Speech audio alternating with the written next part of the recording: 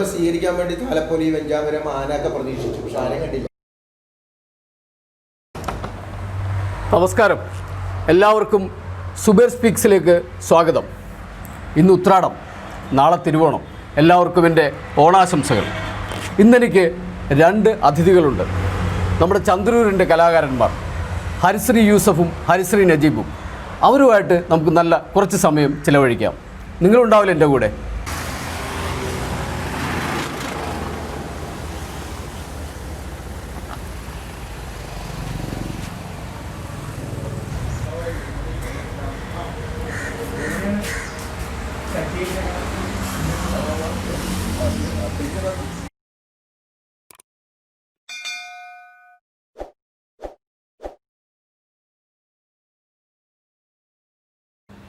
അപ്പോൾ ഈ ഇരിക്കുന്നതാണ് ഞാൻ പറഞ്ഞ ഞങ്ങളുടെ നാട്ടിലെ കലാകാരന്മാർ.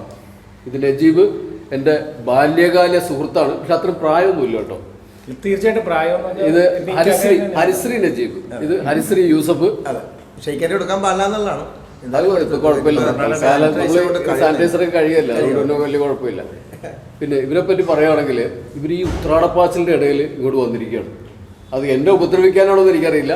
രാവിലെ വിളിച്ചിട്ട് പറഞ്ഞു ഞങ്ങൾ വീട്ടിലേക്ക് വരുന്നുണ്ടാക്കിയാൽ 2 ബിരിയാണിയൊക്കെ ഉണ്ടാക്കി വെച്ചോളാൻ പറഞ്ഞു. ഞാൻ തന്നെ പേടിച്ചു പോയി. ഏതായാലും സദ്യയല്ലേ വേണ്ടത്? അല്ല, ഉത്രാടത്തിന്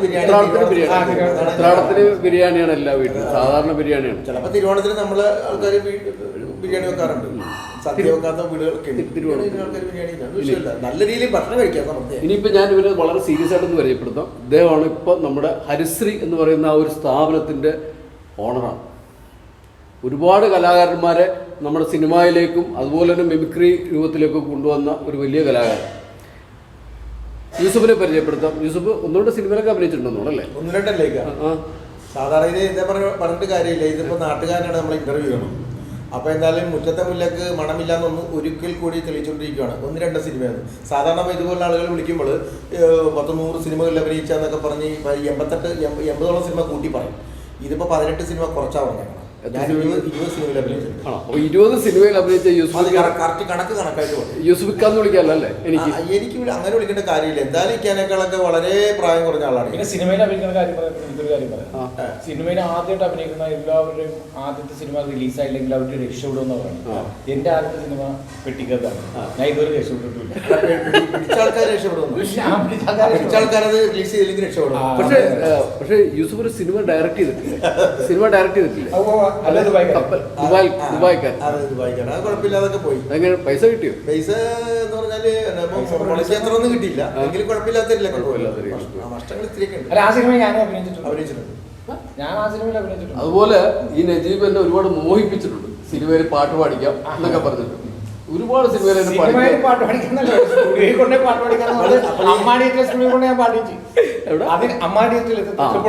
അത് കഴിഞ്ഞിട്ട് എനിക്ക് പിന്നെ ചിക്കിങ്ങിൽ അതിന് പകരമായിട്ട് ചിക്കൻ മേടിച്ചെന്ന് പറഞ്ഞു. അപ്പൊ പിന്നെ ഞാൻ പാടിച്ചിട്ടില്ല. കുഴപ്പമില്ല. ഇവിടെ യേശുദാസ് നടക്കുകയായിരുന്നു. അല്ല, നമ്മള് ഉള്ള കല കൊണ്ട് ജീവിക്കാനുള്ള പരിപാടിയാണ്. അപ്പൊ ഒരു ദിവസം എന്നെ വിളിച്ചിട്ട് പറഞ്ഞേ ഒരു വലിയ സ്റ്റുഡിയോ ഉണ്ട്, നമുക്ക് 2 പാട്ടോടെ പോയി പാടാക്കാന്ന് പറഞ്ഞു. അവിടെ പോവാന്ന് പറഞ്ഞു. എല്ലാം പാടിക്കുന്നപ്പോഴേ അതിന്റെ അടുത്തൊരു ചിക്കിങ് ഉണ്ട് കേട്ടോ. നമുക്ക് അവിടെ ഒന്ന് കയറേണ്ടി വരും. അത് പിന്നെ വേണ്ട, ഒരു കൂട്ടുകാരെ കാണിച്ചു കൊടുത്തല്ലേ. 2 പാട്ട് പാടുമ്പോൾ നമ്മള് 2 ബിരിയാണി മേടിച്ച് മാത്രമേ ഞങ്ങൾ വളരെ കുറവാണ് നജീബിനെ സംബന്ധിച്ചുള്ള ആൾക്കാർ. സാധാരണ ഒരു പാട്ട് ആൾക്കാരെ കേൾക്കണമെങ്കിൽ നമുക്ക് 2 ബിരിയാണി മേടിച്ചു. നീ 2 ബിരിയാണി പാട്ട് കേൾക്കാറുണ്ട്. കുഴപ്പമില്ല.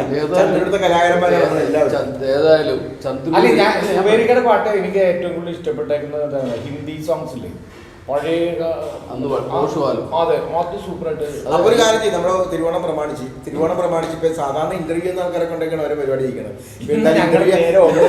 സുബൈർക്കാണ് ഞങ്ങൾ ഇന്റർവ്യൂ.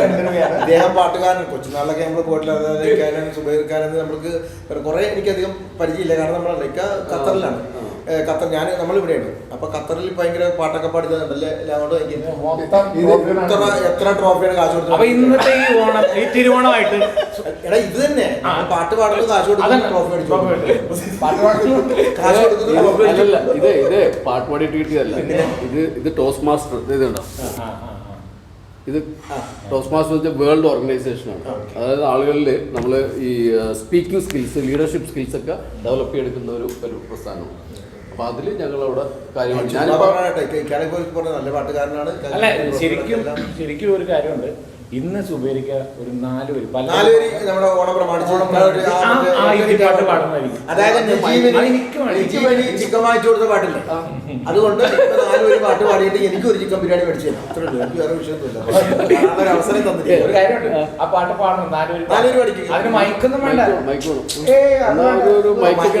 മൈക്ക് വേണം, 5000 വാട്ട് സൗണ്ട് വേണം എന്നൊക്കെ പറഞ്ഞാൽ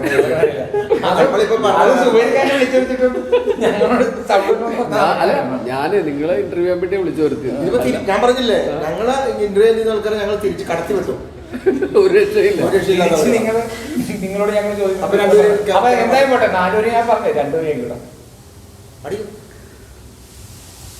ഒരു മ്യൂസിക് കിട്ടിയില്ലെങ്കിൽ പാട്ട് ശരിയാവില്ല. അതൊരു അല്ല ഇത് होश वालों को खबर क्या, बेखुदी क्या चीज है. होश वालों को खबर क्या, बेखुदी क्या चीज है. തൽക്കാലം ഇതിപ്പോ ഈ പാട്ടോടെ പാടിയെടുക്കുന്ന അപ്പുറത്തെ ഈ പാട്ടിന് ചിക്കൻ പൊരിക്കണ സംഭവങ്ങളുണ്ട്. അപ്പൊ ഞാൻ പറഞ്ഞില്ല, നമ്മുടെ പാട്ട് ചിക്കൻ പിന്നെ കൂടുതൽ എന്താണ് നമ്മുടെ നാട്ടിൽ ഞങ്ങൾക്ക് യൂസുഫിനെ പറ്റി ഞാൻ കൂടുതൽ അറിയേണ്ടത്. നജീബ് എന്റെ ബാല്യകാല സുഹൃത്ത് ഞാൻ പറഞ്ഞു. ഞങ്ങൾ ഒരുപാട് കാര്യങ്ങൾ അറിയാം. തുടക്കം അദ്ദേഹത്തിന്റെ അറിയാമെങ്കിലും പ്രേക്ഷകർക്ക് അറിയില്ല. അപ്പൊ ഞാൻ എന്നെ യൂസഫ് ഇൻട്രൊഡ്യൂസ് ചെയ്യും. ഞാൻ ആരാണ് അത് ഞാൻ യൂസഫിനെ ഞാനിപ്പോ ഒരു ചെറിയൊരു മ്യൂസിക് ആർട്ടിസ്റ്റാണ്. TV താരമാണ്. TV അച്യുതാനന്ദൻ പള്ളിയിലച്ഛനൊക്കെ ഇരിക്കുന്നത്. നമ്മൾ കണ്ടു പ്രേക്ഷകർ നേരിട്ട് ഒരു സിനിമ ഡയറക്റ്റ് ചെയ്തു, കുറച്ചോളം സിനിമകൾ ചെയ്തു. അതൊക്കെയാണ് ഞാൻ. ഹരിശ്രീ യൂസഫ് എന്ന് പറഞ്ഞ ചെറിയൊരു കലാകാരൻ. ഈ ഹരിശ്രീ യൂസഫ് എന്ന് പറഞ്ഞ കലാകാരനെ ഈ ഫീൽഡിലേക്ക് കൊണ്ടുവന്ന വ്യക്തി അതാണ് നീയിരിക്കണം. അതായത് ഞാൻ അങ്ങനെ മാത്രമേ തെറ്റുപാ. കാരണം ഞങ്ങൾ ചന്ദ്രത്തിൽ 2 കലാകാരന്മാരായപ്പോൾ അത് എന്നെ അങ്ങോട്ട് ഉയർത്തി അങ്ങോട്ട് വിട്ടേക്കാന്നുള്ള ധാരണയിലൊന്നും അല്ല. ഇവന് പിടിച്ചിരിക്കണം. കാരണം ഇവന് പിടിച്ചിരിക്കുന്നത് ഒരു കലാകാരോട് വേണം. ഇതിന്റെ പരിപാടി ചെയ്യണമെങ്കിൽ ഒറ്റയ്ക്ക് ചെയ്യാൻ പറ്റില്ല. ഒരു കോമ്പിനേഷൻ വേണം. അങ്ങനെ അവൻ എന്നെ കണ്ടുപിടിച്ചു. കേട്ടോ, നമുക്ക് 2 പേരും കൂടി മിമിക്രി ചെയ്യാന്ന് പറഞ്ഞ് അവൻ എന്നെ ആ മിമിക്രി, അന്നത്തെ കാലത്തെ മിമിക്രി ഞങ്ങളുടെ തമ്മിലുള്ള ആ ഒരു കെമിസ്ട്രി ഭയങ്കരമായിരുന്നു.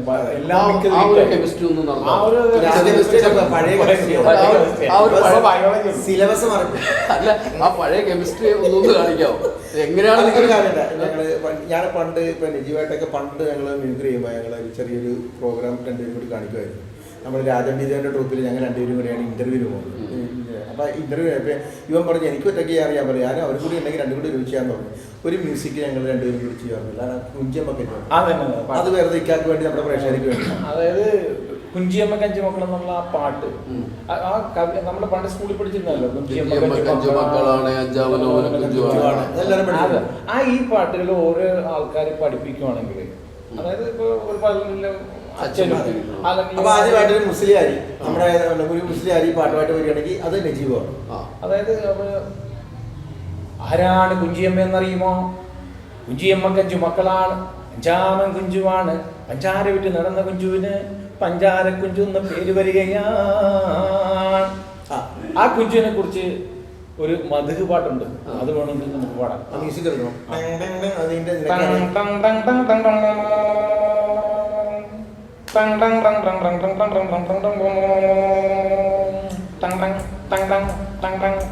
കുഞ്ചിയമ്മ കഞ്ചു മക്കളാണേ, 5ാമനോമന കുഞ്ചുവാണേ. പഞ്ചാര വീറ്റു നടന്നു കുഞ്ചു, പഞ്ചാര കുഞ്ചുന്നു പേര് വന്നു. കുഞ്ചിയമ്മ കഞ്ചു മക്കളാണേ, 5ാമനോമന കുഞ്ചുവാണേ. പഞ്ചാര വീറ്റു നടന്നു കുഞ്ചു, പഞ്ചാര കുഞ്ചുന്നു പേര് വന്നു. പഞ്ചിടെ പഞ്ചാര ചാക്ക് വെച്ച് തുഞ്ചത്തിരുന്നു തുഴഞ്ഞു കുഞ്ചു. ഇഞ്ചി കടിച്ചു രസിച്ചു കുഞ്ചു, പഞ്ചാര കുഞ്ചുന്നു പേര് വന്നു. കുഞ്ചിയമ്മ കഞ്ച് മക്കളാണേ, 5ാമനോമന കുഞ്ചുവാണേ. പഞ്ചാര വീറ്റു നടന്നു കുഞ്ചു, പഞ്ചാര കുഞ്ചുന്നു പേര് വന്നു. ഇത് തന്നെ പള്ളിയിലച്ഛൻ വന്നിട്ട് പഠിപ്പിക്കുന്നുണ്ട്. അത് അതെ. അതിന്റെ മെയിൻ അപ്പൊ അതല്ലേ ഇപ്പൊ അങ്ങനെയാണ് അവൻ ഈ അച്ഛന്റെ വേഷങ്ങൾ സിനിമയിൽ ചെയ്യുന്നത്. സിനിമയിൽ അച്ഛന്റെ വേഷമൊക്കെ ചെയ്യുന്നുണ്ട്. സൗണ്ട് തോമ ഈ ഒരു ഇതിലൂടെയാണ് അതിലേക്ക് വരുന്നത്. അപ്പൊ കുഞ്ചമ്മയെ കുറിച്ച് 2 വാക്ക് പറഞ്ഞ അച്ഛൻ എന്ന് പറയുമ്പോൾ, പ്രിയമുള്ളവരെയും കുഞ്ചിയമ്മയുടെയും തിരുനാൾ ആഘോഷിക്കുന്ന ദിനത്തില്ല, അല്ലെങ്കിൽ ദിവസത്തില്ല, അല്ലെങ്കിൽ ഡേയ്സില്ല കുഞ്ചിയമ്മയെ കുറിച്ച് 2 വാക്ക് 2 വേട്ട് പറയാൻ ഞാൻ ആഗ്രഹിക്കുകയാണ്. കുഞ്ചിയമ്മയ്ക്ക് 5 മക്കളാണ്, അല്ലെങ്കിൽ 5 അമ്മനെ കുഞ്ചുവാണ്. അദ്ദേഹം പഞ്ചസാര വിൽക്കുന്നില്ല സാഹചര്യങ്ങളില്ല, വേളകളില്ല. അദ്ദേഹം പഞ്ചസാര വിൽക്കുന്നതായിട്ടുള്ള സന്ദർഭങ്ങളില്ല. അദ്ദേഹം ഒത്തിരി ബുദ്ധിമുട്ടുകൾ, കഷ്ടപ്പാടുകൾ, വേദനകൾ സഹിക്കേണ്ടതായി വന്നിട്ടുണ്ട് സുഹൃത്തുക്കളെ. അദ്ദേഹം സ്വന്തമായിട്ട് പഞ്ചസാര ചാക്കുകൾ മനുഷ്യൻ ലോഡ് ചെയ്യുമായിരുന്നു. അങ്ങനെ പഞ്ചസാര ചാക്കുകൾ ലോഡ് ചെയ്തുകൊണ്ടിരിക്കുന്ന സമയത്ത് അദ്ദേഹം കർത്താവിനോട് പ്രാർത്ഥിച്ചു, കർത്താവേ, എൻ്റെ ഈ കഷ്ടപ്പാടുകൾ നീ കാണുന്നില്ലേ, എൻ്റെ ഈ ബുദ്ധിമുട്ടുകൾ നീ കാണുന്നില്ലേ? അപ്പോൾ കർത്താവ് അരുൾ ചെയ്തു, പ്രിയ സഹോദരി കുഞ്ചു, നീ പഞ്ചസാര മാത്രം കഴിക്കാതെ വല്ലപ്പോഴും ഇഞ്ച് കടിക്കുക. അങ്ങനെ പഞ്ചസാര ചാക്കുകൾ ലോഡ് ചെയ്തുകൊണ്ട് പഞ്ചയുടേതാകുന്ന തുഞ്ചത്ത് ഇഞ്ച് കടിച്ചുകൊണ്ട് എഫ്എസ്സിക്കാർ ഫാക്ടം ബൂസിന് വേണ്ടിയിട്ട് ലേഖനത്തിൽ ഇപ്രകാരം പാട്ടുകൊണ്ടേ,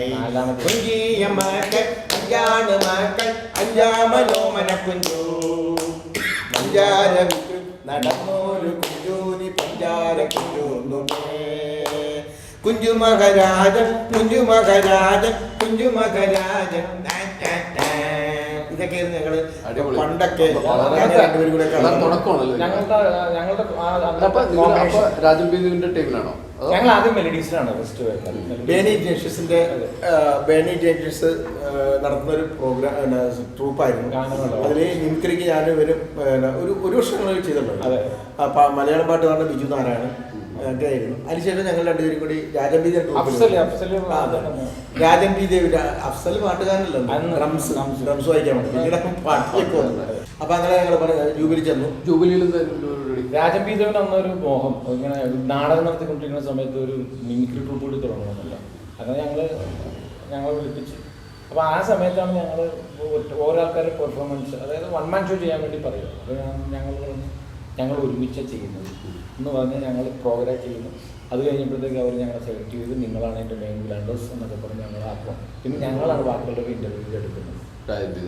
1 വർഷം നിന്ന് ട്രൂപ്പിന്റെ പേര് ജൂബിലി ജോസ്. അതിനുശേഷം സംഘകല എന്ന് പറഞ്ഞ ട്രൂപ്പിലേക്ക് പോകുന്നു. ഞാൻ ജൂബിലി തന്നെ നിൽക്കുന്നു. അതിനുശേഷം സംഘകല എന്ന് ഹരിസറിലേക്ക് വരുന്നു. അപ്പോൾ ഞാൻ ജൂബിലി തന്നെ നിൽക്കുന്നു. അങ്ങനെ ഹരിസറിലേക്ക് പിന്നെ അവരെന്നെ വിളിക്കുന്നു. അങ്ങനെ ഞാൻ ഹരിശ്രീ വരുന്നു. അങ്ങനെ ഞങ്ങളെ കുറച്ചാൾ ഹരിശ്രീ. പിന്നെ ഇപ്പൊ ഹരിശ്രീയുടെ സ്ഥിതി എന്ന് പറഞ്ഞു കഴിഞ്ഞാൽ ഹരിശ്രീയുടെ ഓണർ മരിച്ചുപോയി, ഹരീന്ദ്രൻ സാർ, അദ്ദേഹമാണ് മരിച്ചത്. അതിനുശേഷം പിന്നെ ഇവൻ ഹരിശ്രീയുടെ ഇതിൽ ഇവന് ലീഗലായിട്ട് അധികാരമുണ്ട്. കാരണം ഹരീന്ദ്രൻ സാറിൽ നിന്നൊരു ഇതിൽ ഇവൻ ഹരിശ്രീ ഇദ്ദേഹത്തിൻ്റെ കാലശേഷം ഇദ്ദേഹത്തിന് കൊടുത്തേക്കാന്ന് പറഞ്ഞ ഒരു എഗ്രിമെൻ്റ് ഉണ്ടായിരുന്നു. അങ്ങനെ അവന് ഇത് കിട്ടി. ഇപ്പം ഹരിശ്രീയുടെ ഓണർ എന്ന നിലവിൽ ഇപ്പോൾ ഇവനാണ് ആ റൂട്ടിൽ. പിന്നെ ഹരിശ്രീ എന്ന് പറഞ്ഞാൽ പിന്നെ യൂസഫ് ഹരിശ്രീ ലെവലിലാണ് എല്ലാം ഒട്ടുമിക്ക രക്ഷപ്പെട്ടു പോയ ആർട്ടിസ്റ്റ്. അല്ല, ഞാൻ ഹരിശ്രീ യൂസഫ് എന്നാണ് ഇവർ ഹരിശ്രീ പിന്നെ ഹരിശ്രീ ലാബിൽ ഉപയോഗിക്കാത്ത ഒരാള് ദിലീപ് മാത്രമേ ഉള്ളൂ. ദിലീപ് ഹരിശ്രീയിലുണ്ടായിരുന്നാണ്. പിന്നെ കലാഭവനിലും ഉണ്ട് ദിലീപ്. ലാസ്റ്റത്തെ മുഹൂർത്തത്തില് കമലിന്റെ ഹരിശ്രീ ആ സമയത്ത് എന്നെ വിളിക്കുന്നു. ആ ഗ്യാപ്പിലാണ് യോൻ വരുന്നത്. ദിലീപിന് ആകാൻ പറ്റിയില്ല. അല്ല, ദിലീപിനെ പോലെ ഞങ്ങൾക്ക് ആകാൻ പറ്റില്ല, ഞങ്ങളെ പോലെ ദിലീപിനാകാൻ പറ്റില്ല. അതുകൊണ്ടല്ലേ ബുദ്ധിമുട്ട് അങ്ങോട്ടും ഇങ്ങോട്ടും. കാരണം ഒരുമിച്ച് സ്റ്റേജിലും മിമിക്രി കളിച്ചിട്ടുണ്ട്. പറഞ്ഞിട്ട് കാര്യമൊന്നുമില്ല. ചില ആൾക്കാർക്ക് അങ്ങനെയാണ്. ചില റൂട്ടിൽ പോകും, ചിലർക്ക് ഈ കൂടുതലും ഈ ആളുകൾക്ക് സപ്പോർട്ട് ചെയ്യുന്ന രീതിയാണ് ഞാനൊക്കെ കണ്ടുപിടിക്കുന്നത്. ആ ഒരു പ്രസ്ഥാനം അത് അതെ ശരിക്കും അതായത് നമ്മൾ ചില ആളുകൾക്കുള്ള ഗുണമെന്ന് വെച്ചാൽ ലീഡർഷിപ്പ് ക്വാളിറ്റി എന്ന് പറയും. ഇപ്പം നമ്മൾ രക്ഷപ്പെട്ടില്ലെങ്കിലും നമ്മുടെ കൂടെയുള്ളവരെയും നമ്മുടെ കൂടെ ചേർന്ന് വന്നവരെയൊക്കെ രക്ഷപ്പെടുത്താൻ ബിസിനസ് ലെവലിലാണ് ഞാൻ നിന്നിട്ടുള്ളത്. അത് എനിക്ക് പ്രയോജനമുള്ളതാണ്. അല്ല, കുറെ ആൾ കഴിഞ്ഞപ്പോൾ ഇവന് അഭിനയത്തിനോടൊന്നും വലിയ താല്പര്യമില്ലാതെ ഇവന് ഇവരായിട്ടുള്ള ബിസിനസ്സിലേക്ക് പോയി. അവൻ കാശും കാര്യങ്ങളൊക്കെ ഉണ്ടാക്കി. പിന്നെ അതിനുശേഷം കലയോടുള്ള ആഗ്രഹം കൊണ്ട് ഇടയ്ക്കൊക്കെ മിമിക്രി ചെയ്യും. അങ്ങനെയുള്ള അങ്ങനെ വലിയ കുറേ അങ്ങോട്ട് എനിക്കിപ്പോൾ സിനിമാടനാകണമെന്നൊക്കെ കുറേ ആഗ്രഹമായിട്ടൊന്നും നടന്നിട്ടില്ല. എടുത്തു പറയുന്ന കഥാപാത്രങ്ങൾ, എന്റെ എടുത്തു പറയേണ്ട കഥാപാത്രങ്ങൾ 20 സിനിമയിലും വളരെ വലിയ കഥാപാത്രങ്ങളൊക്കെ കുറവാണ് ചെയ്തേക്കുന്നത്. ഞാൻ കൂടുതൽ ബാമ്പു ബേസിൽ ചെയ്തിട്ടുണ്ട്, പോലീസുകാരുടെ ത്രൂ ഔട്ടുണ്ട്. പിന്നെ സീനിയർ മാട്രാക്കിൽ ചെയ്തിട്ട് കളിയും, പിന്നെ സൗണ്ട് ബോംബിൽ പള്ളിയിലച്ഛൻ, പിന്നെ കട്ടപ്പന ഋതിക് റോഷനിൽ ബാർബർ, പിന്നെ നമസ്തേ ബാലി, പിന്നെ അങ്ങനെ ഇപ്പൊ ഒരു 20 പടം ചെയ്തതിൽ ഒരു 10 പള്ളിയിലച്ഛനാണ്. ഇപ്പോഴത്തെ അവസ്ഥ എന്താണ്? പിന്നെ ഒരു കാര്യം കൂടി പറയാനുണ്ട്. ഈ ജഗതി ശ്രീകുമാർ എന്ന് പറഞ്ഞ അമ്പിളിച്ചേട്ടനില്ല, ഞങ്ങളെ കൊണ്ടുവന്ന അമ്പിളിച്ചേട്ടനെ ആദ്യമായിട്ട് ഒരു കഥാപ്രസംഗം ചെയ്യിക്കുന്നത്, ഓഡിയോ കഥാപ്രസംഗം ചെയ്യിക്കുന്നത് ഞങ്ങൾ രണ്ടുപേരും. കഥാപ്രസംഗം കാസറ്റ് വി ഡി രാജപ്പനൊക്കെ ചെയ്യുന്ന പോലെ അങ്ങനെ ഒരു ആദ്യമായിട്ട് ചെയ്ത ഒരു കഥാപ്രസംഗം ഞങ്ങൾ രണ്ടുപേരും എഴുതിയതാണ്. ഞങ്ങളാണ് അത് എഴുതി ഞങ്ങളുടെ മുമ്പിൽ വെച്ചാൽ പുള്ളി ഞങ്ങൾ എഴുതി കൊടുത്തത്, പുള്ളി പറയുന്നത് റെക്കോർഡ് ചെയ്യണം. ജഗബുക അത് പുള്ളിക്ക് ഭയങ്കര ഇഷ്ടപ്പെട്ട ഒരു കഥാപ്രസംഗമായിരുന്നു. നല്ല ചിരിക്കാനൊക്കെ പക്ഷെ ഇപ്പൊ ഞങ്ങളിപ്പോ അമ്പിളിച്ചേട്ടൻ ഇപ്പൊ സംസാരിക്കാൻ പറ്റാത്ത കണ്ടീഷനാണ്. ഞങ്ങൾ രണ്ടുപേരും ചെന്ന് കഴിഞ്ഞാൽ പുള്ളി പെട്ടെന്ന് സംസാരിക്കും. പറഞ്ഞൊക്കെ ഒന്ന് കഴിഞ്ഞാൽ അറിയാൻ പറ്റും. അതേപോലെ ഇപ്പൊ സീനിയർ മാർക്കൊക്കെ എന്ന് പറഞ്ഞ സിനിമയിൽ ഞാൻ പുള്ളിയുടെ അളിയനായിട്ട് അഭിനയിച്ചിട്ടുണ്ട്. അപ്പോൾ ഞാൻ അമ്പിളിച്ചേട്ടൻ അവസാനം കാണുന്നത് എന്ന് പറഞ്ഞു കഴിഞ്ഞാൽ, ഞാൻ ലാൽ മീഡിയയിൽ ഡബ് ചെയ്യാൻ വേണ്ടി പോകുമ്പോൾ അമ്പിളിച്ചേട്ടൻ ഡബിങ് കഴിഞ്ഞ് ഇറങ്ങി വരും. അപ്പോൾ എന്നെ കണ്ടപ്പോൾ എന്നോട് വലിയ സ്നേഹമായിരുന്നു ആ ലൊക്കേഷനിൽ. ഹലിയ ഇപ്പം ഞാൻ പുള്ളിയുടെ അളിയനായിട്ടാണ് ചെയ്തത്. ഞാൻ ലാസ്റ്റ് ആ സ്റ്റണ്ട് സീനിലൊക്കെ ഹളിയ എന്ന് ഞാൻ കുറേ പ്രാവശ്യം പറഞ്ഞിട്ടുണ്ട് കേട്ടോ, അനിയൊന്ന് ബൂസ്റ്റ് ആയിക്കോട്ടെ എന്ന് കരുതി എന്ന് പറഞ്ഞാണ് പോയത്. അതിനുശേഷം ഉണ്ടായി, പിന്നെ അങ്ങനെ പിന്നെ ഉടനെയൊക്കെ പോയി. പിന്നെ ഒരു പ്രാവശ്യം നമ്മൾ തിരുവനന്തപുരത്ത് കരിയലിൻ്റെ പ്രോഗ്രാമായിട്ട് ചെന്നപ്പോൾ ഞാൻ കണ്ടു. പക്ഷേ കുറേ ആൾക്കാരൊക്കെ ഓർക്കാത്തത് നമ്മൾ കുറച്ചെങ്കിലും പുള്ളിയോട് ഫീൽ ചെയ്തിട്ടുള്ളൂ. അപ്പോൾ ഞാൻ നോക്കി ചിരിച്ചപ്പോൾ പുള്ളി എന്തോ അറിഞ്ഞ പോലെ ഒരു ചിരിയൊക്കെ ചിരിച്ചു. നമ്മൾക്ക് എന്നെ അറിയോ പറയാൻ. അത് അമ്പിളിച്ചേട്ടന് ഇങ്ങനെ ഇതിന് മുമ്പ് ആക്സിഡന്റ് ആകുന്നതിനൊക്കെ മുമ്പ് ഞങ്ങൾ ഒരുമിച്ചുണ്ടായിരുന്നു. ചെന്നൈയിൽ വെച്ചിട്ട് അമേരിക്കൻ ട്രിപ്പ് പ്ലാൻ ചെയ്തിട്ട് പുള്ളിയായിട്ടായിരുന്നു. പക്ഷേ പ്രോഗ്രാം കുറേ ചെയ്തിട്ടില്ല. പ്രോഗ്രാം ഇഷ്ടംപോലെ ചെയ്തിട്ടുണ്ട്. കോർഡിനേറ്റിംഗുമായിട്ടാണെങ്കിലും അല്ലെങ്കിൽ ആർട്ടിസ്റ്റ് ലെവലാണെങ്കിലും ഞാൻ ഒരുപാട് ചെയ്തിട്ടുണ്ട്. പക്ഷെ എന്നെ കൂടുതൽ പോയിട്ടുള്ളത് വിദേശ രാജ്യങ്ങളിൽ. ഞാൻ വിദേശ രാജ്യങ്ങൾ എന്ന് പറഞ്ഞാൽ ഞാൻ ഈ ഹരിശ്രീന്ന് നേരെ പോകുന്ന നാദിർഷ എന്ന് പറഞ്ഞ ആളുടെ ഒരു ട്രൂപ്പിലേക്കാണ് സിനിമ. അപ്പൊ അങ്ങനെ കുറെ നടന്മാരുടെ ട്രിപ്പ്, അതായത് ഇപ്പൊ ഞാൻ കുറച്ച് സ്ക്രിപ്റ്റ് എഴുതുന്ന ആയതുകൊണ്ട് എന്നെ മാക്സിമം ട്രിപ്പിലേക്ക് ഉൾപ്പെടുത്തും. സ്ക്രിപ്റ്റ് എഴുതും, ആക്ട് ചെയ്യും, സ്റ്റൈലൊക്കെ നമ്മൾ വലിയ കുഴപ്പമില്ലാതെ ചെയ്യും. അങ്ങനെ കലാപം മണിച്ചേട്ടൻ, ആദർശിക്ക, ദിലീപ് ഏട്ടൻ, ശോഭൻ ചേട്ടനൊക്കെ കൂടെ അമേരിക്കയിൽ 5 പ്രാവശ്യം ലണ്ടനിൽ 10-12 പ്രാവശ്യം പോയി. ലോകം പോയിട്ടുണ്ട്, ആഫ്രിക്കയിൽ പോയി. ഇപ്പൊ റഷ്യ മുതലായ ചെറിയ അങ്ങനത്തെ രാജ്യങ്ങൾ മാത്രമേ പോകാതുള്ളൂ. ബാക്കിയെല്ലാം ചെറിയ ട്രിപ്പിലല്ല പോയിക്കണം, എല്ലാം വലിയ വലിയ നടന്മാരെ കൂടെ പോയിരുന്നു. അത് അങ്ങനെയൊക്കെ ഒരു ഭാഗ്യം ഈ ചന്ദ്രക്കാരൻ. വെച്ചാല് നമ്മള് ഇപ്പൊ പോയില്ലെങ്കിലും കോർഡിനേറ്റ് ചെയ്തിട്ട് ബാക്കിയുള്ള. പക്ഷെ നജീബാണ് ആദ്യമായിട്ട് ഞാൻ ആലോചിക്കണ്ട. ഹരിശ്രീയുടെ ഒരു പ്രോഗ്രാമിന് നജീബും മാർട്ടിനും രഘുവും കൂടി ഈ പോവുകയാണ്, ലണ്ടനിലേക്ക് പോവുകയാണ്. അപ്പോൾ ഈ എയർപോർട്ട് ഞാൻ റെയിൽവേ സ്റ്റേഷനിൽ ഒരു യാത്രയൊക്കെ ചെയ്തിട്ടുണ്ടായിരുന്നു. അപ്പോൾ ഈ പോയത് ആർക്കും ആഗ്രഹമാണ്. ഞാൻ ഇതിനുമ്പോൾ പോയിട്ടൊന്നുമില്ല. ഇവർ ലണ്ടനിലേക്ക് പോകണം. അപ്പോൾ എൻ്റെ മനസ്സുകൊണ്ട് പോയിട്ടുണ്ട്, നമുക്കൊക്കെ ഞാൻ അന്ന് ഇവരോട് പറഞ്ഞിട്ടുണ്ട് ഒരു കാര്യം. ഇതൊക്കെ ഭാഗ്യം വന്നു കഴിഞ്ഞാൽ ഏറ്റവും കൂടുതൽ എനിക്ക് പോയിട്ട് ലണ്ടനില്ല. 12 പ്രാവശ്യം ഞാൻ പോയിട്ട് പോയി. ഒരു പ്രാവശ്യമല്ല, 12 തവണ എനിക്ക് പോകാൻ. അത് ഒരേ പ്രാവശ്യം പോകുമ്പോൾ 25 ദിവസം 30 ദിവസം പല ടീമിൻ്റെ കൂടെ. അമേരിക്കയിലാണെങ്കിൽ 5 പ്രാവശ്യം പോകാൻ പറ്റും. ഓസ്ട്രേലിയ, കാനഡ, അങ്ങനെ കുറെ നല്ല നമുക്ക് നജീബിനോട് പറയാറുണ്ട്. ഖത്തറിൽ നമുക്കൊരു പരിപാടി, ഖത്തറിൽ ഞാൻ ജയറാമിൻ്റെ കൂടെ പ്ലാൻ ചെയ്ത് വന്നു കഴിഞ്ഞപ്പോഴാണ് ഈ പ്രശ്നം പ്രോഗ്രാം കുറെ ചെയ്തിട്ടുണ്ട്. പിന്നെ സുബൈർക്ക് ഇവിടെ വരുമ്പോഴും 10-28 ദിവസം ക്വാറന്റൈനിൽ ഞാൻ വന്നപ്പോൾ 2 മാസത്തോളം. ജൂൺ 4 വന്നാണ്. ജൂൺ ജൂലൈ ഒക്കെ കഴിഞ്ഞില്ല, പെട്ടെന്നൊക്കെ പോകും. ഇനിയിപ്പം എല്ലാം ഒന്ന് ക്ലിയർ ആയിട്ട് പോവാം. വെറുതെ അവിടെ ഇന്ന് സമയം കളണ്ടല്ലോ, വീട്ടുകാരുടെ കൂടെ ഒന്നും ഇരിക്കല്ലോ, ഭയങ്കര പോകുന്നു. ഏതായാലും നല്ല ഒരു എന്താ പറയുക, നിങ്ങളൊക്കെ വന്നതിൽ തന്നെ വളരെ സന്തോഷം. പിന്നെ ഈ ഖത്തറിൽ എന്താണ് പരിപാടി?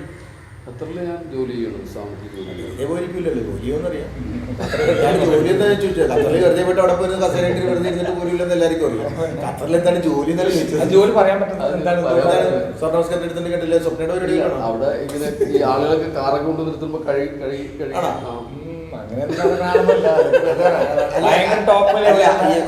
റെന്റ് കൊടുത്തേക്കണം 100 കാറ് രാത്രി വരാൻ ഞാൻ കഴിയുമോ? അത് മതിയല്ലോ, ആ 100 കാറ് സ്വന്തമല്ലേ? ഞാൻ ബേസിക്കലി മെക്കാനിക്കൽ എഞ്ചിനീയറാണ്. മതിയല്ലോ. കമ്പനിയിൽ പ്രോജക്ട് മാനേജർ വർക്ക് ചെയ്യും. പിന്നെ ഷിപ്പിലെങ്ങാണ്ട് എന്തോ അങ്ങനെ എന്തോ സംഭവം അത് ഞാൻ തുടങ്ങിയ കാലത്ത് എത്ര വർഷങ്ങൾക്ക് മുമ്പ്. ഞാൻ ആദ്യം സിപ്റ്ററ്റ് എന്ന് പറഞ്ഞ കമ്പനിയിൽ സെൻട്രൽ ഗവൺമെന്റ്. അല്ല, അപ്പൊ ഇക്കാക്ക് ഇങ്ങനെ യൂട്യൂബ് എന്ന് പറഞ്ഞൊരു ചാനൽ ചെയ്യണമെന്നാക്കി. ഇത്ര വലിയൊരു സാധാരണ മെക്കാനിക്കന്മാർക്ക് ആ റൂട്ടിൽ പോകുന്ന ആൾക്കാരാണ്, കലാകാരന്മാരെ പോലെ ഞങ്ങൾ ആൾക്കാരുടെ ഈ യൂട്യൂബ് പരിപാടിയൊക്കെ അല്ല, പക്ഷേ സുബൈറിന്റെ മനസ്സിലൊരു കലാകാരനുണ്ട്, മനസ്സിലെ പാട്ടുകാരനുണ്ട്, പാട്ട് പാടുക, ബിരിയാണി അടിച്ചു കൊടുക്കാൻ. നജീബ് കുറച്ച് മുതലോടിച്ച് നജീബിന്റെ വണ്ണം തന്നെ സുബൈറിന്റെ പാട്ടാണ്. ആർക്കെങ്കിലും രണ്ടുപേരുടെ പാട്ട് കേൾക്കാൻ റെഡിയാണെങ്കിൽ ഞാൻ ബിരിയാണി വാങ്ങിച്ചു കൊടുക്കും. അതെ, അല്ല വേറെ എന്താ, സ്റ്റുഡിയോ കൊണ്ട് പാടിക്കാൻ ചെയ്യണം. ആ സ്റ്റുഡിയോ കൂടെ പാടിച്ചാൽ നിനക്ക് ബിരിയാണി അങ്ങനെയാണ് സുബൈറിയുടെ ഏറ്റവും. അതായത് പാട്ട് നന്നായിട്ട് പാടും. അല്ല, അത് കേട്ടല്ലോ, അതുവരെ കേട്ടല്ലോ. അപ്പൊ ഓണം പ്രമാണിച്ച് സുബൈറിക്കാട് ഒരു ഓണപ്പാട്ട് കൂടിയാവും. ഓണപ്പാട്ട് നിങ്ങൾ പാടും, എനിക്ക് ആ ഒരു ലൈനിൽ നിങ്ങൾ പാടും, ഞാൻ താളം കടിച്ചു തരാം. ഞങ്ങൾ പണ്ട് പിന്നെ ഓണത്തിന് ഞങ്ങൾ കാസറ്റ് എഴുതാൻ പറ്റുമ്പോൾ ഞങ്ങൾ രണ്ടുപേരും കൂടി ഒരു പാട്ട് ചെയ്തിട്ടുണ്ട്. ഏതെന്നറിയോ? മാവേലി ഭരിച്ചിരുന്ന നാട് അതിപ്പം കൊള്ളാത്ത നാട്, മാവേലി ഭരിച്ചിരുന്ന നാട് അതിപ്പം വല്ലാത്ത നാട്, എല്ലാരും ഒന്നാണെന്ന് കരുതി ഭരിച്ചല്ലോ മന്നനെന്ന്, എല്ലാരും ഒന്നാണെന്ന് കരുതി ഭരിച്ചല്ലോ മന്നനെന്ന്, മാവേലി ഭരിച്ചിരുന്ന നാട് അതിപ്പം വല്ലാത്ത നാട്. അതിന്റെ വരികൾ ബാക്കിയുള്ള വരികൾ നീ മറന്നുപോയി. പാർട്ടികൾ 100 100ലും ഗ്രൂപ്പുണ്ട്, ഗ്രൂപ്പിലെ പ്രോബ്ലം ഉണ്ട്, തന്തക്ക് വിളിയുണ്ട് എന്ന കുറിച്ച് നമ്മൾ എഴുതാണ്. പ്രോട്ടാരച്ചും മേടിച്ചിട്ട് കായലോരത്ത് എഴുതിയാണ് ഞാൻ ഓർക്കേണ്ടത്. പിന്നെ ഞാൻ എന്റെ യൂട്യൂബ് ചാനലിന് വേണ്ടി ഒരു പാട്ട് ഞാൻ എഴുതിയിട്ടുണ്ട്. എനിക്ക് ഇഷ്ടപ്പെട്ട പാട്ടാണ്. ഞാൻ യൂട്യൂബ് യൂസഫ് ജോക്സ് എന്ന് പറഞ്ഞ എനിക്ക് യൂട്യൂബ് ചാനലുണ്ട്. എന്താണ് ചെയ്യുന്നത്? അതിൽ കോമഡിയാണ്, സീരിയസ് ആയിട്ടുള്ള ഒരു എല്ലാം തന്നെ. ഞാൻ തന്നെ 5 വേഷം ഉണ്ട്. ഞാൻ തന്നെ 5 പൈസ കൊടുക്കില്ല. ഞാൻ തന്നെ എല്ലാ വേഷം ഇട്ട്. ഈ അടുത്തൊരു കഴിഞ്ഞ ഈ ഓണത്തിന് ഒരെണ്ണം എഴുതിയിട്ടുണ്ട്. കൊറോണ അതിൽ ഞാനൊരു പാട്ട് എഴുതിയിട്ടുണ്ട്. മാവേലിയെ കുറിച്ച് തന്നെയാണ് ഞാൻ എഴുതിയത്. അപ്പോൾ രണ്ടുപേരും പാടാം.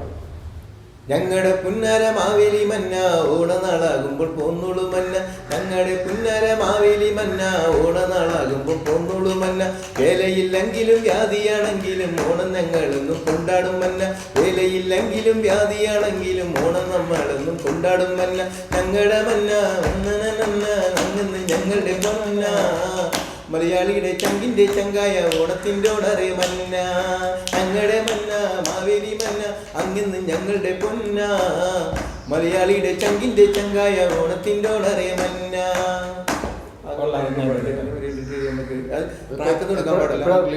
റിലീസ് ചെയ്തു 10,000 പേരോളം കണ്ടു കഴിഞ്ഞു. യൂസഫ് ജോക്സ്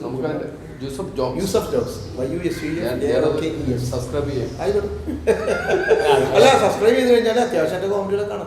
ഉപദ്രവം നല്ല കാര്യമല്ല. നമുക്കുള്ള കുഴപ്പമെന്ന് വെച്ചാൽ നമ്മുടെ നാട്ടിലെ കലാകാരന്മാരെ ആരെയും അവിടെ മുക്കിയെടുക്കില്ല. അവർ പൊങ്ങിയാലിട്ട് നമ്മൾ സമ്മതിക്കുകയില്ല. അത് ശരിയാണ്. എല്ലായിടത്തും എല്ലാ നാട്ടിലും അങ്ങനെയൊക്കെ തന്നെയാണ്. എന്തെങ്കിലും ഒന്ന് ഇച്ചിരി ഉയരത്തിലായി മണമില്ലെന്ന് പറഞ്ഞു. സത്യത്തിൽ അന്ന് റോസ ഒത്തിരി വെച്ചിരുന്നെങ്കിൽ റോസക്ക് മണമില്ലെന്ന് പറയുള്ളൂ. അതുകൊണ്ടാണ്. അങ്ങനെ രണ്ടുപേരും കൂടി എന്തോരം അമ്പലം ഇവിടുത്തെ എല്ലാ പള്ളികളിലും അമ്പലങ്ങളിലൊക്കെ ചോദിച്ചാൽ ഞാൻ എന്തുകൊണ്ടാണെന്നറിയാം. ഈ കോർത്തോടി ദേവക്ഷേത്രത്തിൽ നമുക്ക് ലോകം മുഴുവൻ ഞാൻ പോയിട്ടുണ്ട്. എല്ലാ രാജ്യത്തും പോയിട്ട് പ്രോഗ്രാം ചെയ്തിട്ടുണ്ട്. ഈ കുമരത്തോടി ദേവക്ഷേത്രത്തിൽ എനിക്കൊരു അവസരം ഇതേവരെ തന്നിട്ടുണ്ട്. ഞാൻ പലതവണ പിന്നെ ആ ചാണത്തിൽ പോയിട്ട് ചോദിക്കുമ്പോഴും ആണല്ലേ മിഗുരിയോ ആണോ ഒന്ന് കുറച്ച് നമുക്ക് സംസാരിക്കട്ടെ, അങ്ങനെ മീറ്റിംഗ് കൊണ്ടുവന്നപ്പോൾ ഞങ്ങൾ എന്നെ പുറത്ത് അധികം പ്രായം 10-16 വയസ്സിൻ്റെ കാര്യം പറഞ്ഞോട്ടാ. അപ്പോൾ കുറച്ച് കഴിയുമ്പോൾ പിന്നെ കൊച്ചു പ്രദേശത്ത് പറഞ്ഞ് പള്ളൂരത്തിലെ പിള്ളേർ ഒന്നും ചെയ്തിട്ട് പോകും. അവിടെ ഒരു അവസരമില്ല. ഏത് അത് വേറെ ആൾക്കാരെ ഏൽപ്പിച്ചല്ലോ, അത് വേണ്ട ഇവനൊന്നും പെട്ടെന്ന് പറഞ്ഞോളൂ.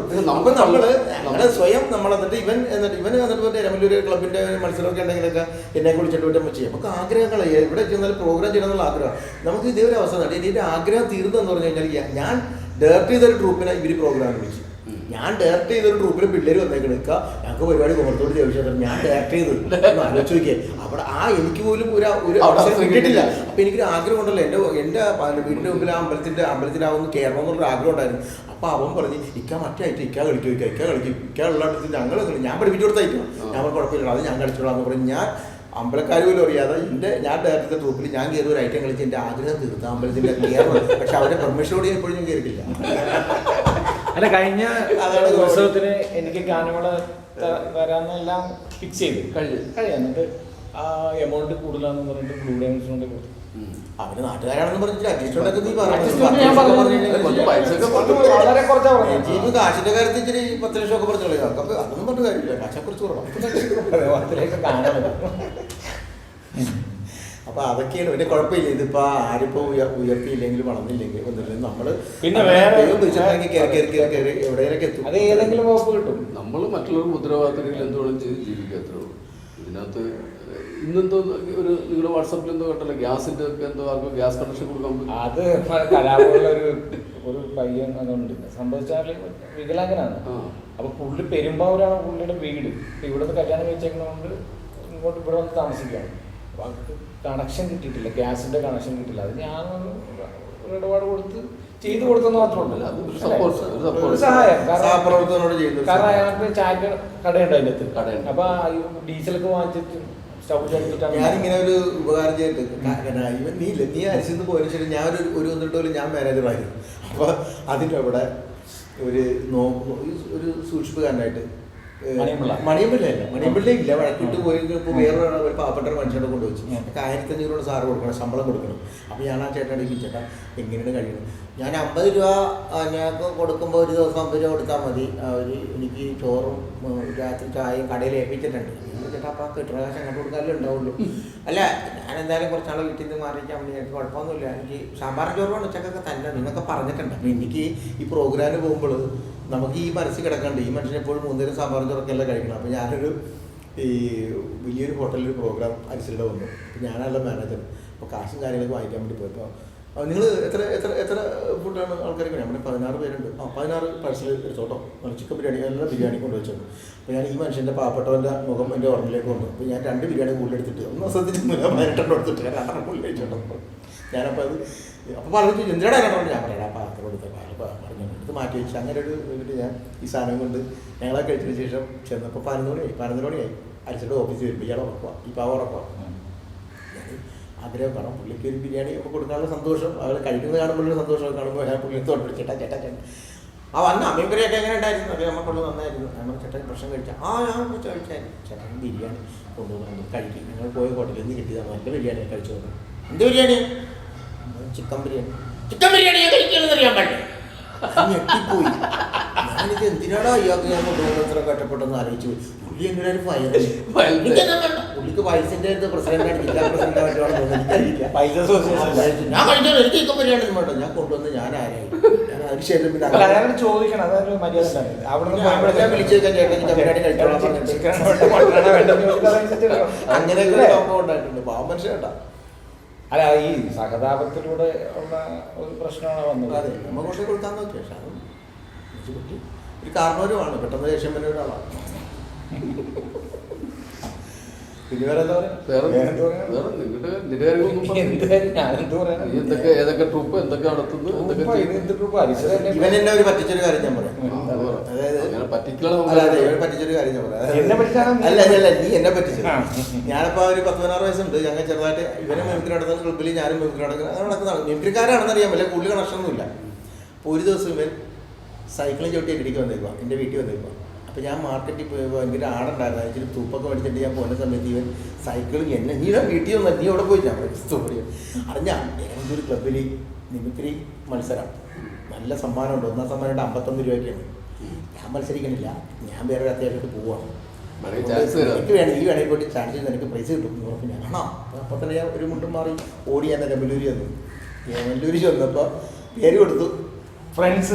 അതെ പേര് കൊടുത്തു. അപ്പോൾ മത്സരിക്കാൻ പറയുമ്പോൾ മത്സരം തുടങ്ങാൻ പോവുകയാണ് മിമിക്രി മത്സരം. അപ്പോൾ ഞാൻ ആരുമില്ല, ഞാൻ മാത്രമേ ഉള്ളൂ. അപ്പോൾ എനിക്ക് കിട്ടും. ഇങ്ങനെ ഇരിക്കുമ്പോൾ മത്സരം തുടങ്ങാൻ പോകുന്നത് ഫസ്റ്റ് എന്ന് പറഞ്ഞ് നജീബ് റഹ്മാനാണ്. അപ്പോൾ ഞാൻ നമുക്ക് സ്റ്റേജിൽ പറയുന്ന ഒരാൾ കയറുന്നത് അല്ല ഫസ്റ്റ് മിമിക്രി ചെയ്യാൻ വേണ്ടി മത്സരിക്കാൻ വേണ്ടി പോകാൻ വന്നേക്കണം. ഇവൻ മത്സരിക്കാൻ ഉണ്ടാവില്ലെന്ന് പറഞ്ഞാൽ എന്നെ കൊണ്ടുവന്നത്. കാരണം ഇവൻ മത്സരിച്ചാൽ ഞാൻ തോറ്റു എനിക്കറിയാം. അത് കാരണം ഇവനെടുത്ത് പറഞ്ഞാൽ ഞാൻ വരില്ലല്ലോ. അത് കാരണം ഇവൻ ഞാനില്ലാന്ന് പറഞ്ഞ് എന്നെ കൊണ്ടുവന്നു. എന്താ കാര്യം അറിയാമോ? ഒരാളായിട്ട് അയാൾക്ക് ചിലപ്പോൾ ഫ്രണ്ട്സ് പറഞ്ഞു ഒരാളാണെങ്കിൽ മത്സരം ക്യാൻസൽ ചെയ്യുന്ന പറഞ്ഞപ്പോൾ ഒരാൾ കൂടി വേണം. അതിനുവേണ്ടി എന്നെ കൊണ്ടുവന്നിട്ടോ ഞാനില്ലടാ നീ മത്സരിച്ചൊന്നും പറഞ്ഞ് എന്നെ കൊണ്ടുവന്നിട്ട് ഇവൻ 10 മേടിച്ച് പോയവരാ. അത് വേറെ സംഭവം അവര് പറഞ്ഞേ അത് അടുത്ത വർഷം 3ാമതൊരാളെ കൂടി ഞങ്ങൾ വെച്ച് ഷാബിരാജ് ഇപ്പൊ അവിടുത്തെ ബിജെപിയുടെ ഒരു മെമ്പറാണ്. പഞ്ചായത്തിലെ മെമ്പറാണ്. ഷാബിരാജിന്റെ ഞാൻ ഞങ്ങൾ മൂന്നുപേരും പ്രോഗ്രാം ഒക്കെ ചെയ്തിട്ടുണ്ട്. ചന്ദ്രു ഇപ്പൊ വേറെ ആയിരുന്നു നമ്മുടെ കൂടെ, നിങ്ങളുടെ ഗ്രൂപ്പിൽ വേറെ ടീമാരെങ്കിലും ചന്ദ്രന് മിമിക്രാഡിഷനൊക്കെ ഉണ്ട്. ഗൗരീശൻ എന്നൊക്കെ പറഞ്ഞ മിമിക്രാഡിഷൻ. പക്ഷെ അവരൊക്കെ രാഷ്ട്രീയ പ്രവർത്തനമായിട്ടൊക്കെ പോകുന്ന കാരണം മിമിക്രിക്കും താല്പര്യമില്ല. പിന്നെ ഒരു മനോജ് എന്ന് പറഞ്ഞ ആർട്ടിസ്റ്റ് ഉണ്ട്. ഇപ്പൊ വളരെ അവരൊക്കെ പക്ഷെ വേറെ പരിപാടി എന്ന് പറഞ്ഞാൽ ഇപ്പൊ ഇനി മിമിക്രിയിൽ പറഞ്ഞെങ്കിൽ നല്ല കഴിവാണ്. അത്ര ടാലന്റ്. കാരണം പിള്ളേരൊക്കെ ഈ ചാനലിലൂടെ വലിയ വലിയ സംഭവങ്ങൾ കാണിച്ചു. ഞാൻ പറയാം, നിങ്ങൾക്ക് ഈ ഇതിനകത്ത് വരുന്നില്ല നമ്മുടെ കോമഡി സ്റ്റാർ കോമഡി പ്രോഗ്രാം എന്നൊക്കെ പറഞ്ഞിട്ട് കുറെ TV-യിൽ പല ചാനലുകളും നടത്തുന്നില്ല. അതിലൊരു ട്രൂപ്പായിട്ട് കൂടെ നിങ്ങൾക്ക് മത്സരിക്കാൻ പറ്റില്ല. മത്സരിക്കുന്ന എന്തിനാ? ഞങ്ങൾ ഓൾറെഡി 10ാം ക്ലാസ് ജയിച്ചല്ലോ, ഇനി പിന്നെ 9ാം ക്ലാസ് പോയിരിക്കണ്ടായിരുന്നു. അല്ല 9ാം ക്ലാസ്സിലെ ഞാൻ പറഞ്ഞത് അതിനകത്തൊക്കെ ഒരു കുറെ കൂടെ. അപ്പൊ ഇതേപോലെ നമ്മള് അല്ലെ നമ്മുടെ പരിപാടി ഒന്നും കണ്ടിട്ടില്ല. അല്ല സുഖമായിട്ട് ഇതൊന്നും കണ്ടില്ല. നമ്മുടെ എല്ലാ ഞങ്ങൾക്ക് പരിപാടികളും എന്തായാലും ഞാൻ കാണിക്കാം. ഇവിടെ സിനിമ 30 വർഷം അല്ല 30 ഞാൻ എന്റെ 18ാമത്തെ വയസ്സ് തുടങ്ങിയാണ്. ഞാൻ എനിക്കിപ്പോ 48 വയസ്സ് 49 ആയി. 31 വർഷമായിട്ട് ഞങ്ങൾ ഈ പറഞ്ഞ പരിപാടി എല്ലാം ചെയ്ത് മാറി വയ്ക്കുക. അപ്പൊ ഇപ്പൊ പുതിയ പിള്ളേര് കൂടെ പോയിട്ട് ഞാൻ മത്സരിച്ച് എല്ലാ പേരുകളാണ് എന്തിനാ അതുകൊണ്ടാണ് അവര് ജയിക്കും നമ്മൾ നോക്കുന്നുള്ള ഉറപ്പാണ്. പിന്നെ എന്തിനാ വെറുതെ ഞങ്ങളുടെ കൂടെ ചാൻസ് ചോദിച്ചു വന്ന ചാൻസ് എങ്ങനെയെങ്കിലും കഴിച്ചു കൊടുക്കണമെന്ന് പറഞ്ഞവർ ഇന്ന് ജഡ്ജിമാരാണ് പല ചാനലിലും. പല ചാനലിലും ജഡ്ജി എന്ന് പറഞ്ഞാൽ കോടതിയിലല്ല. പ്രോഗ്രാം അപ്പൊ നമ്മള് ഞാൻ പറയാണ്ടിരിക്കാം. ഞങ്ങളിപ്പോ മത്സരിക്കാൻ വേണ്ടി പോകണ നിൽക്കുന്ന സമയത്ത് ഞാൻ മിമിക്രി പഠിപ്പിച്ചു കൊടുത്തവർ തന്നെ എന്നെ വിധി പറയാൻ നിന്ന് കഴിഞ്ഞാൽ നമുക്ക് ബുദ്ധിമുട്ടാവില്ല. അങ്ങനെ സംഭവങ്ങളുണ്ട്. ഞാൻ അമേരിക്കയിൽ വെച്ച് അമേരിക്കയിൽ വെച്ച് ആദ്യമായിട്ട് ഞാൻ ഒരു പ്രോഗ്രാം എൻ്റെ സ്കിറ്റ് ചെയ്യിപ്പിക്കണ പറഞ്ഞാൽ ഷംന കാസിം. അവർക്ക് സ്കിറ്റ് ഒന്നും കളിക്കാറില്ല, ഡാൻസ് കളിക്കാൻ വേണ്ടി വന്നതാണ്. അപ്പോൾ ഞങ്ങൾക്ക് അപ്പോൾ ഒരു ഇതിലാണ്ട് അവർക്ക് സ്കിറ്റ് കളിക്കുന്നുണ്ട്. ഞങ്ങളൊക്കെ ഞാനേതായാലും മീശയൊക്കെ വരച്ച് കൊടുത്തു വെച്ചിട്ടാണ് ഞാൻ സ്കിറ്റ് അമേരിക്കയിൽ കയറ്റിയത്. അവള് മിമിക്രിയുടെ ജഡ്ജസായിട്ട് നിന്ന സംഭവങ്ങളുണ്ട്. അപ്പൊ അവിടെ മുമ്പിൽ പോയിട്ട് ഞാൻ മിമിക്രി കളിക്കാന്ന് പറയുന്നത് ഇന്ന് ഒരു അഭിമാനക്കുറവല്ലേ. അപ്പൊ അങ്ങനെയുള്ള ആളുകൾ കുറെ ആളുകൾ നമ്മുടെ കൂടെ കളിച്ച ആളുകൾ ഇപ്പൊ ഉണ്ടപ്പക്രു ടിനി ടോം ഇവരൊക്കെ ജഡ്ജസ് ആയിട്ടിരിക്കുന്ന സമയത്ത് അവര് മുമ്പിൽ പോയിട്ട് നമുക്ക് സ്കിറ്റ് അതെ അല്ല മോശമാണ്. കാരണം അതുകൊണ്ട് നമ്മൾ പട്ടിണിയാണെങ്കിലും മത്സരിച്ച് കഴിഞ്ഞാൽ ചിലപ്പോൾ നമുക്ക് കിട്ടുമായിരിക്കും. പക്ഷെ നമ്മുടെ കൂടെയൊക്കെ മിമിക്രി ഒരുമിച്ച് ചെയ്ത ആൾക്കാരൊക്കെ ജഡ്ജസ് ആകുമ്പോൾ നമ്മൾ ചെയ്തത് മാത്രമല്ല കൂമ്പടിച്ചിട്ട് നമ്മൾ പഠിപ്പിച്ചിട്ടുള്ള ആൾക്കാരാണല്ലോ. അതെ. അപ്പൊ അങ്ങനെയൊക്കെ വരുമ്പോഴുള്ള ബുദ്ധിമുട്ട് വിഷയമൊന്നുമില്ല. പിന്നെ എന്തായാലും നമ്മൾ ചന്ദ്രൂരിന്റെ കലാകാരൻ എന്ന രീതിയിൽ നമ്മൾ തളർന്നും പോയിട്ടില്ല, എന്നാൽ വലിയ ഉയരങ്ങളിലേക്ക് അത്ര പോയിട്ടുമില്ല. പക്ഷെ എങ്കിലും 10 പേര് അറിയപ്പോൾ ലോകം മുഴുവൻ എന്നാലും 10 പേര് നമ്മളൊക്കെ അറിയാം. എല്ലാവർക്കും എല്ലാവരെ പോലെ ആകാൻ പറ്റില്ല. എല്ലാവർക്കും മമ്മൂട്ടിയാണെങ്കിൽ മമ്മൂട്ടിനെ വെച്ച് തന്നെ പടമെടുക്കാൻ പറ്റുള്ളൂ, വേറെ ആരും ഉണ്ടാവില്ല. മോഹൻലാലുണ്ട്. അപ്പൊ എല്ലാവരും പല പല ഇതാണ്. നമ്മൾ പൊക്കത്തേക്ക് ഞാൻ അധികം നോക്കാറില്ല, ഏറ്റവും ടോപ്പിലേക്ക് പോകാൻ നോക്കാറില്ല. താഴോട്ട് നോക്കുമ്പോൾ എന്നേക്കാൾ എന്റെ എത്രയും ദൂരം പേരുണ്ട്. അപ്പൊ നമുക്കൊരു സന്തോഷം തോന്നും. നമ്മളെന്തായാലും അവരെക്കാൾ പ്രശ്നമാണ്. അതായത് നമ്മൾ എപ്പോഴും മമ്മൂട്ടിനെ നോക്കിയിട്ട് മേലോട്ട് നോക്കിയിട്ട് ദുഃഖിച്ചിട്ട് കാര്യമില്ല. നമ്മളെപ്പോഴും പഠിച്ചുകൊണ്ട് ചോദിക്കുമ്പോഴത്തേക്ക് ഇപ്പോഴത്തെ പൊസിഷൻ നല്ലത് അല്ല നല്ലതെന്നല്ല. നമുക്ക് ആയിട്ട് വന്നിട്ട് ഞാൻ ആലോചിക്കണം. ഞാനൊരു ചെറിയൊരു ജോലി എനിക്ക് എവിതാവസാന കമ്പനിയിൽ ഉണ്ടായിരുന്നു.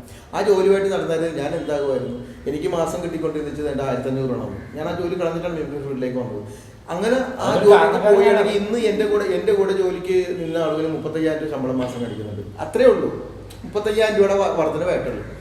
ആ ഒരു ജോലിയുമായിട്ട് ഞാൻ നടന്നു കഴിഞ്ഞാൽ എനിക്ക് ഈ പറഞ്ഞ രാജ്യങ്ങളിലും എനിക്ക് ഈ പറഞ്ഞ സംഭവങ്ങളിലും ലോകം മുഴുവൻ കാണാനും ഇത്രയും നമുക്ക് 10 കടയിൽ ആകർഷിക്കാൻ പറ്റത്തില്ല. ഒരു 35,000 രൂപ ശമ്പളം വായിക്കുന്ന ഒരാളായിട്ട് നമ്മൾ ജീവിതത്തിൽ എങ്ങനെ നടക്കേണ്ടി വരും. അപ്പോൾ നമുക്ക് ഈ 35,000 ചിലപ്പോൾ ഒരു മാസം കിട്ടുന്ന ചിലപ്പോൾ ഭാഗ്യം ഉണ്ടെങ്കിൽ ചിലപ്പോൾ നമുക്ക് ഒരാഴ്ച 2 ദിവസം കൊണ്ട് ചിലപ്പോൾ ഈ പറഞ്ഞ കാലം നമുക്ക് കിട്ടുകയും ചെയ്യും. ബാക്കി 28 ദിവസം വെറുതെ ഇരിക്കാം. ഞാൻ സുബേരിയൊക്കെ അറിയില്ല. ഞാൻ ഒരു കടയിൽ നിന്നെങ്കിൽ വല്ലതും നടക്കുവാ. ആ കൊലക്കടയിൽ നിന്ന് ചുരുണ്ടുകൂടി മറ്റുള്ളവരെ നശിപ്പിച്ചുകൊണ്ട് ജീവിച്ചിട്ട് കാര്യമുണ്ട്. പോലെ കൊടുത്ത് നശിപ്പിക്കേണ്ട കാര്യം ഫാമിലിയെ പറ്റി ഒന്നും പറഞ്ഞില്ല. കുടുംബമൊക്കെ ചോദിച്ചാലേ പറയാൻ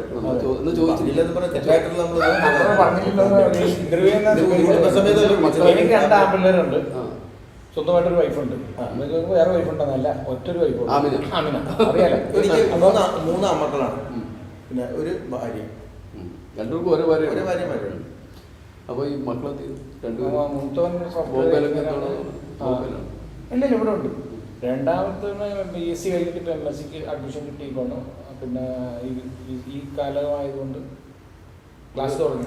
ലൈനിലാരുമില്ല, ഞാൻ വീട്ടില്ല. കാരണം വെച്ചാല് നമ്മൾ അനുഭവിച്ച ബുദ്ധിമുട്ടുകളും കാര്യങ്ങളൊന്നും ഈ കലാഫീൽഡിൽ വന്നിട്ട് ആരും അനുഭവിക്കും.